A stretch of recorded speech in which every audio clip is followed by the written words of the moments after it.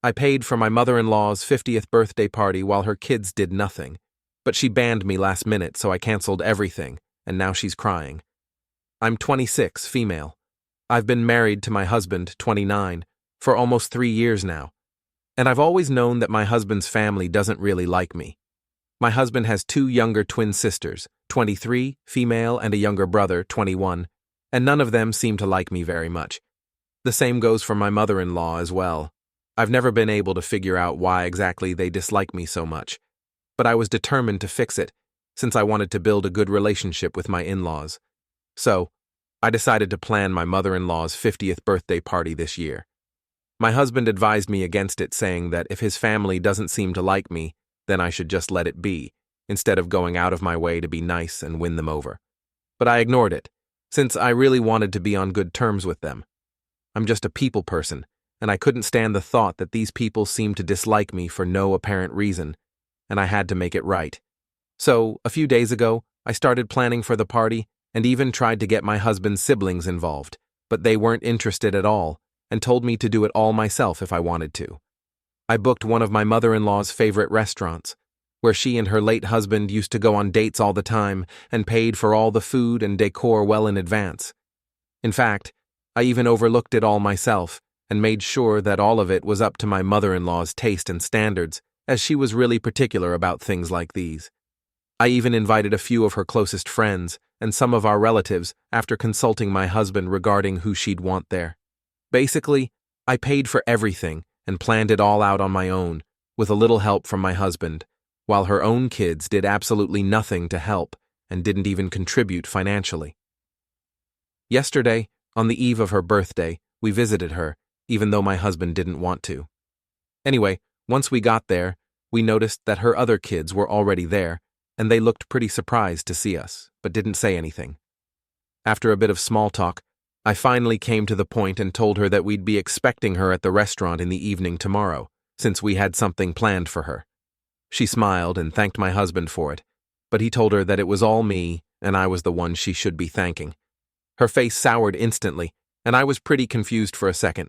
I told her that I'd invited all her close friends and some of her family members, and I'd made sure that I picked out all her favorite food as well, in an attempt to get her to acknowledge my efforts.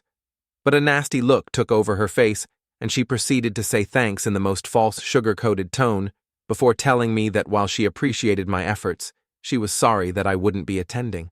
I was shocked and asked her why, to which she replied that she wanted her 50th to be special, so she wanted it to be a family-only event, and while she did consider her friends as family, she didn't consider me family at all, so she'd appreciate it if I made myself scarce the next day.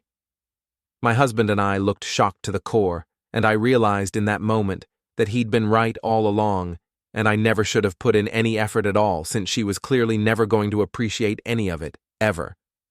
My husband's siblings, on the other hand, looked like they were going to burst out laughing any second, which is what pissed me off even more. So, I got up, told her that she could go to hell, and if she dared to show up tomorrow, then I'd have security escort her out. That wiped the smug looks off all their faces, and my mother-in-law told me that I was being cold and cruel, so I just laughed in her face and said that it was pretty rich coming from her.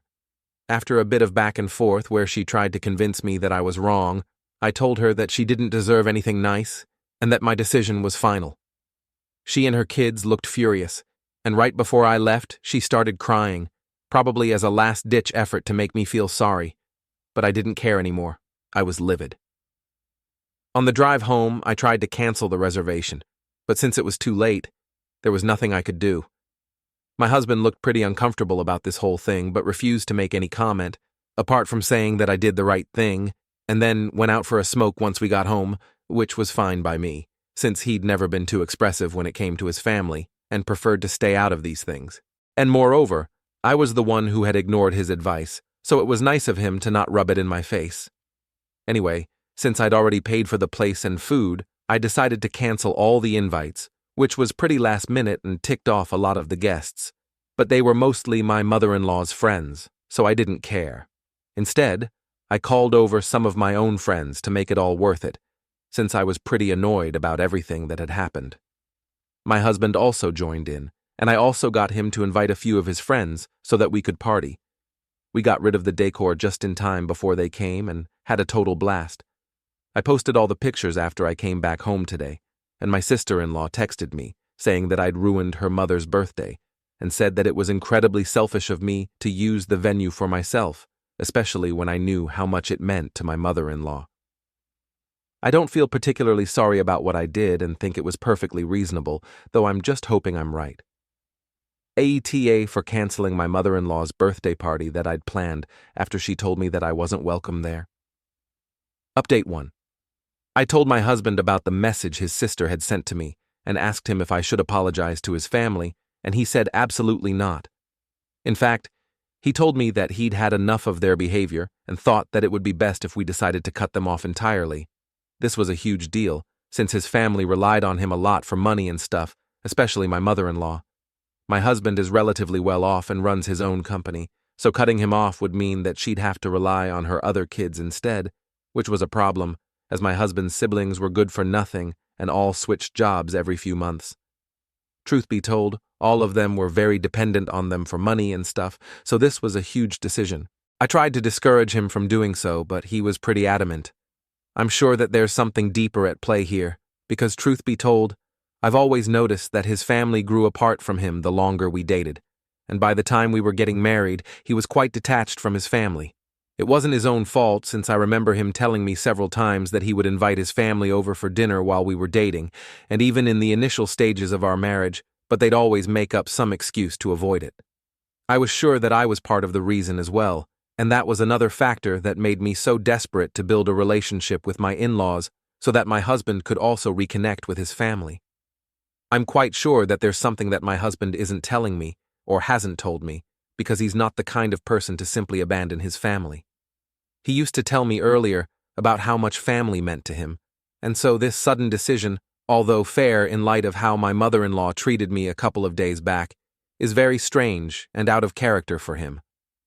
I'm determined to get to the bottom of this because I don't want my husband to be miserable because of me or resent me in the future. I'm just hoping that he finally feels comfortable enough to tell me what made him take such a drastic measure. Now, update 2. After a lot of pestering him, my husband finally opened up as to why he's cutting his family off after all these years. I knew that his father had passed away when he was 21, and his siblings were all in school back then. His mother had never worked a day in her life, so naturally it was on him to get to work and be the breadwinner of the family, since the money his dad had left him wouldn't be enough to cover it all. He worked hard day and night, and finally, when he was about 23, he found some investors for his startup, and things finally started looking up for him. He went from just getting by to flourishing, which was great for him, but it made his family immensely lazy and materialistic. Now that he was making more money, they started getting more and more dependent on him, but he didn't say anything about it or protest, since he felt that he owed them this, as this is what his father would have wanted him to do. They also treated his girlfriends quite badly, since they believed that having other people in his life would distract him, and his sole aim should be to provide for his family. This is why, when we met, and it became clear that I wasn't someone they could just mistreat and drive away, since I was just that determined to be with my husband, they started getting annoyed by my very existence and tried to poison my husband against me. However, by then, he'd had enough, and there was a lot of fighting and bickering while we were dating that happened behind my back, where his family wanted him to break up with me, but he was intent on marrying me. Eventually, they started distancing him from themselves in an attempt to guilt-trip him, but they still came to him for money. This tactic also failed to break us apart, and several years later, here we are, still going strong. After the whole birthday fiasco, my husband told me that while his sister texted me to guilt-trip me, his mother had called him up to do the same to him and was trying to emotionally manipulate him into leaving me, since I'd insulted her. That's why he decided that he'd had enough of this, and it was time to let go. I'm still in shock that his family put him through all of this, even though he was the one who's been supporting them throughout, and I pretty much lost any respect I ever had for them because they're just plain greedy. I'm really happy that I decided to stick it out with my husband, despite his family's attempts to separate us and drive me away so they could hog his money. Truth be told, I don't care how much money he has because I love him for who he is, and his bank balance has nothing to do with it. Now that I know the whole story, I'm surprised that he was able to put up with this and even keep it all a secret from me for so long to spare my feelings, since I wanted to have a good bond with my in-laws, but he knew that was never going to happen. I think he's making the right decision now, and that his family deserves to get cut off. They're incredibly selfish and greedy and have no respect for the one man who had their back for so long, against all odds. Update 3. Today, my husband finally called his mother up and told her that he doesn't want to hear from her or his siblings unless they change their ways, and they'll also have to find their own source of income, since he isn't going to continue supporting them his entire life. Just as I'd expected, this decision was met with uproar on their end, and I could hear my mother-in-law screaming at my husband, even though his phone wasn't even on loudspeaker. There was a pretty nasty argument that broke out between them, and since I was in the same room as my husband, I heard every single word of it. My mother-in-law obviously tried to blame me for this, and said that I must have influenced his decision to cut them off somehow. She also accused me of trying to break their family apart, and said that my husband shouldn't let himself get manipulated by his wife. Again, the irony of her telling my husband to not allow himself to get manipulated was pretty funny to me. Obviously, my husband defended me to the best of his abilities, and even told her that his siblings need to find decent jobs because they're all adults now, and it's pretty pathetic that they still have to rely on him to provide for them. She started accusing my husband of letting the money and power of being in such a high-paying position get to his head, and that I was also probably encouraging him to cut his family off, which is why he was treating his own blood so cruelly. It was all classic manipulation and emotional blackmail to keep him under her thumb, but I wasn't going to let that happen anymore, now that I knew what she and her other kids had been up to. When things started getting too heated, and I could see my husband getting flustered and teary-eyed out of sheer frustration, I decided to intervene. I told her that my husband's mind was made up, and if she and her kids didn't get in line soon, then they'd be losing my husband's support forever. Now, the ball was in their court. They could either behave like decent human beings and respect me and my husband to continue being in our lives, or they could be the blood-sucking materialistic a-holes that they were and get cut out of my husband's life entirely. Having said that, I hung up and muted all notifications on my husband's phone so that he wouldn't have to deal with them for a while and had time to calm down. It's been an hour since the call ended, and we've kept our phones aside to watch a movie and keep ourselves distracted for now. Update 4. Since harassing my husband and ruining his day wasn't enough, my mother-in-law decided to bother me instead. After the movie ended, my husband decided to finish up some pending work, and I decided to check my phone. I had several missed calls from my mother-in-law and innumerable texts saying absolutely disgusting things to me that were full of curse words from my husband's siblings. I wasn't surprised in the least, though, since this is exactly what I had expected they'd do. I just took screenshots of it all for later and ignored it. I continued to reply to work emails and stuff for the next 10 minutes, but that's when my mother-in-law called again, and I accidentally ended up accepting the call. She then proceeded to say the nastiest things about me and my upbringing, calling me a manipulative and selfish gold digger who was out to ruin my husband. I didn't even respond to any of her accusations, and simply waited for her to be done with it. When she finally seemed to run out of steam, I told her that everything that she accused me of doing was things that she herself was guilty of. So before pointing fingers, she should probably just introspect a little. I also told her that I was glad that my husband was finally getting rid of freeloaders like her and her other kids, since they didn't deserve to even breathe the same air as he did. Then I hung up and blocked her and my husband's siblings everywhere that I possibly could, so that they couldn't get to me anymore. It's just sad that people are willing to stoop so low just to be able to avoid doing any work for themselves. I haven't told my husband about his mother calling me up yet because I just don't want to stress him out even more, but if this happens again, then I'll definitely be letting him know and ensuring that they're out of our lives forever.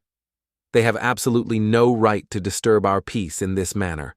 I don't know what they're going to do next, but I'm sure that my mother-in-law is definitely not going to stop unless we decide to take legal action against her or something. I'm praying that it doesn't have to come to that, since that'll be a huge ordeal for my husband emotionally, but if it does, I'm ready to make sure that we see it through. They're not messing with my husband anymore, that's for sure. Update 5. Almost 2 weeks have passed since the last update, and so much has happened since then. After I blocked my mother-in-law, my husband and I had dinner and went off to sleep, hoping that there'd be some peace and quiet the next day. But the very next day, my mother-in-law showed up at our doorstep with her 3 grown children and demanded an explanation for everything that had been said and done so far.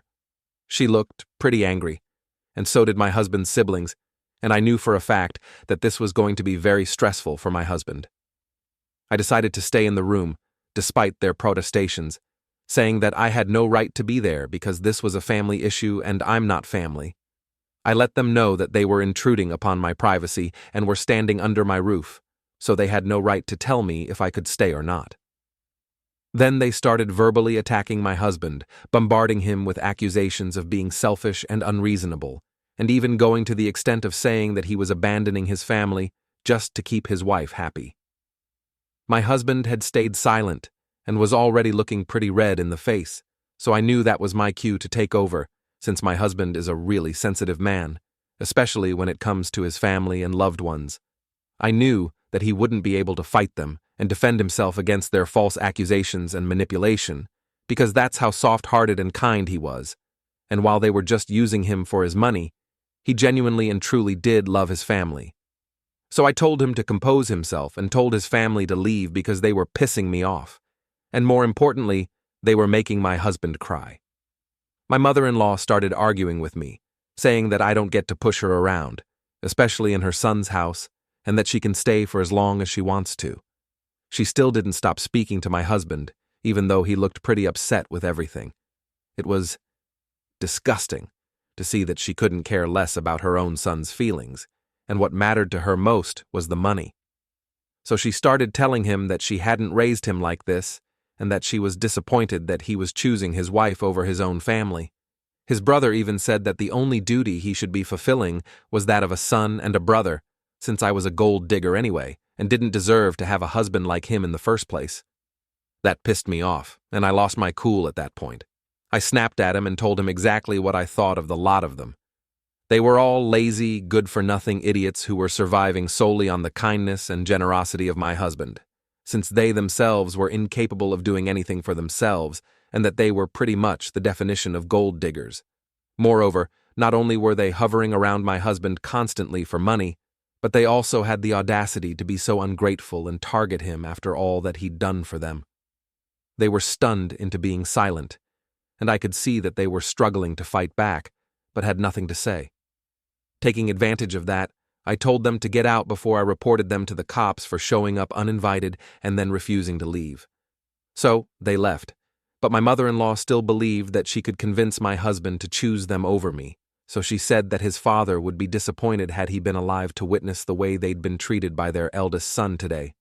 I thought it was really just low and disgusting to play that card constantly, to emotionally blackmail my husband, and by the time they'd driven away, I could see that my husband was barely holding it together. He started sobbing uncontrollably as soon as they left, and I had to spend hours calming him down. I felt terrible about this whole thing and wished that I'd never tried to throw my mother-in-law a birthday party in the first place at all.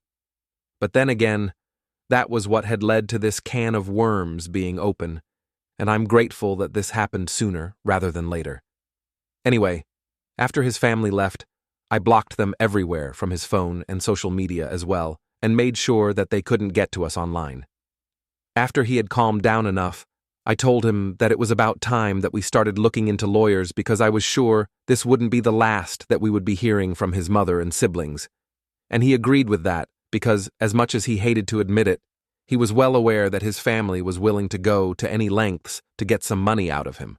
So we started looking for family lawyers just to be on the safe side, and we were definitely right to have done that because, within days of that fight, my mother-in-law sent us a legal notice demanding that he pay them an extravagant sum of money as compensation for stealing tons and tons of money from them after his father's death to start his business. It was appalling to me that she and her children were willing to lie about something so huge and defame my husband. He'd never taken a single dollar from whatever his father had left them, but had only used money that he'd earned himself. He was completely self-made, and even claiming such a thing was an insult to his integrity, and I was furious that they dared to propagate such a lie. And since my husband's company is a pretty big one, it got a lot of people talking as well, which did affect his business too, and that was dumb on their part. However, we were able to prove, after almost 2 weeks, that they were lying, and not one word of their claims was true. So now, they're the ones who have to pay us a huge fine for trying to defame us and jeopardize my husband's career. Last I heard, my mother-in-law and her kids have been ostracized by the rest of the family because of their nasty little stunt, and all 3 of those lazy idiots are scrambling to find jobs so that they can pay the bills that my husband has been taking care of so far. I'm glad that this is happening to them because they totally and absolutely deserve this. We can finally move past this whole episode and forget about them altogether. My husband and I are a lot happier now, and I intend to keep it this way forever.